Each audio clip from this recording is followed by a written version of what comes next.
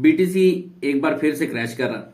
इसके साथ ही कई सारे लोग कह रहे हैं कि बीटीसी जो है 60,000 का या 59,000 का बॉटम एक बार दोबारा पकड़ेगा। मेरा इसमें यह कहना है कि ये जरा मुश्किल हो जाएगा काम, और इसकी कई सारी रीजन है, जिनमें से एक रीजन ये है कि जो सप्लाई एंड डिमांड की जो थ्योरी है, बीटीसी की जो सप्लाई मार्केट में आना स्टार्ट हुई थी 1,14,15,000 से लेकर $86,000 तक, उतनी ही सप्लाई दोबारा से 93, 94 से लेकर 66,000 तक मार्केट में आ चुकी है।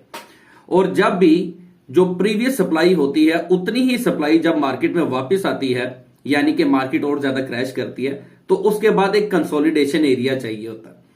इसीलिए मैं आपको बता रहा हूं कि बीच में स्विंग हाइज लगेंगे। अभी तक मार्केट ने कोई स्विंग हाई नहीं लगाया, इसलिए मुझे थोड़ा यह मुश्किल लग रहा है कि मार्केट अब दोबारा से 59, 60 या फिर 61 यहां तक जा सकती है।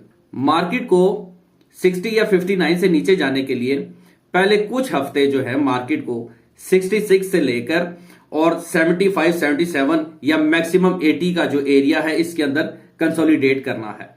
आया कि मार्केट ऑलरेडी एक डाउन ट्रेंड में, ऑफ कोर्स सवाल यह पैदा होता है कि मार्केट की कंफर्मेशन क्या होगी कि मार्केट का डाउन ट्रेंड जो है खत्म हो चुका है। तो उसका जवाब आज भी एक ही है मेरे पास, वो है 94,000 का साइकोलॉजिकल लेवल।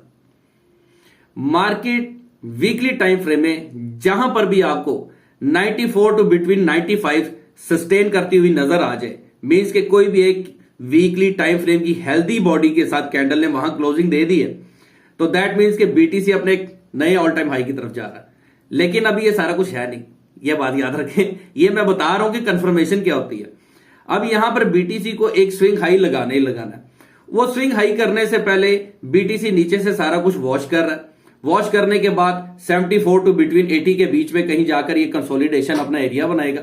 वहां से फिर अगर थर्ड डिमांड दोबारा से मार्केट के अंदर आती है, तो दोस्तों अकॉर्डिंग टू थर्ड सप्लाई, ठीक है, according to third phase of the supply, अगर मार्केट में वापस आती है तो जो बॉटम बन रहा है वो 48 टू बिटवीन 38 का बन रहा है।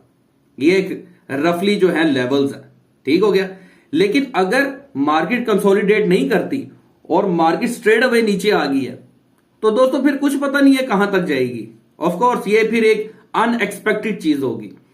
जो मार्केट के टेक्निकल एनालिसिस हैं वो मैं आप लोगों को बता दिए।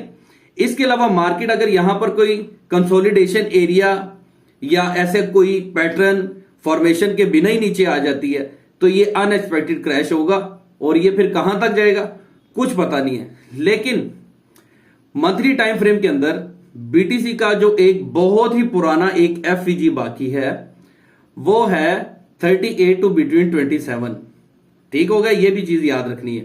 लेकिन मेरा नहीं ख्याल कि BTC straight away third supply, fourth supply market में लाएगा। लोगों का दीन ईमान ही उठ जाएगा क्रिप्टो के अंदर से।